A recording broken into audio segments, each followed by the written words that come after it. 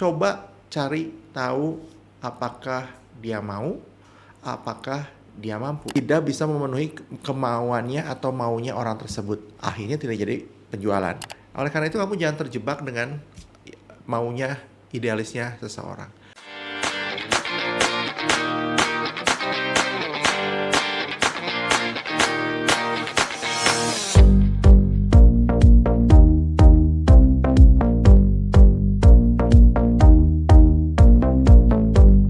Oke, kita sudah belajar cukup banyak mengenai sales dan kita akan masuk ke video-video berikutnya. Saya berharap teman-teman tetap mau belajar karena saya percaya dompetmu hanya sebesar mindset yang kamu punyain.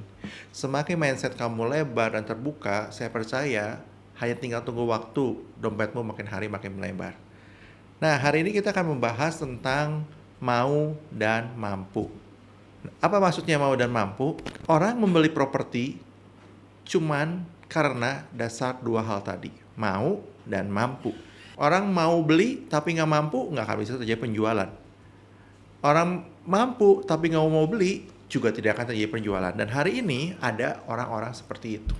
Ada orang yang punya duitnya banyak tapi nggak mau beli properti. Kamu mau tawarin setengah mati juga belum tentu dia bakal beli. Tapi ada orang yang mau beli tapi dananya terbatas, kemampuan keuangannya terbatas, segala faktor yang membuat dia tidak bisa membeli saat ini. Oleh karena itu, coba cari tahu apakah dia mau, apakah dia mampu. Bagaimana cara mau dan mampunya? Kita akan bahas yang pertama dulu ya, mau. Semua orang mau beli properti, orang yang kamu ketemui mau beli properti, betul. Tapi maunya mau apa?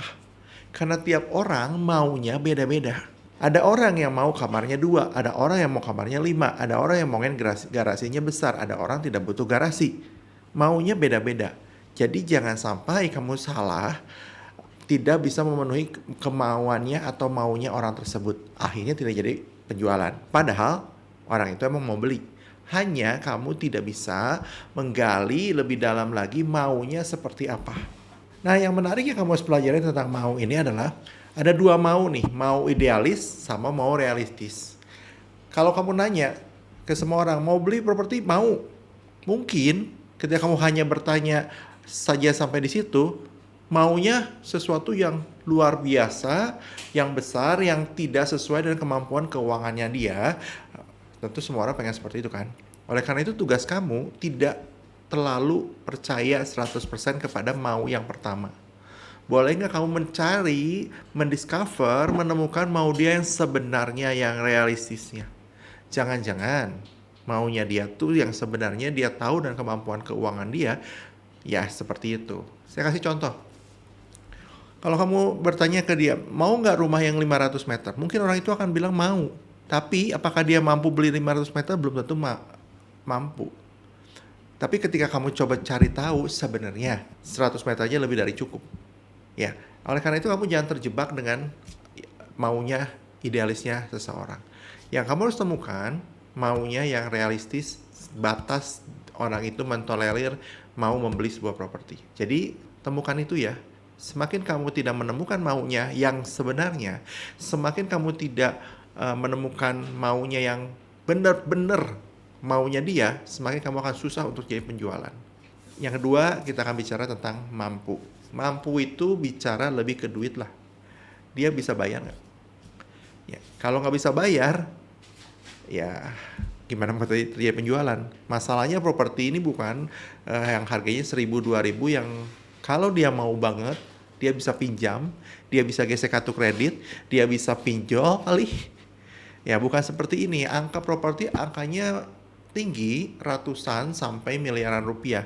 Sehingga tidak segampang itu seseorang memutuskan membeli sebuah properti. Karena itu kamu cek kemampuan dianya.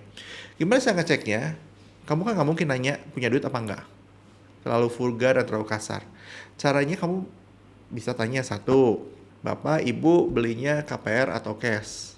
Ketika dia bilang cash, kita tahu kemampuan duit dia sebesar apa.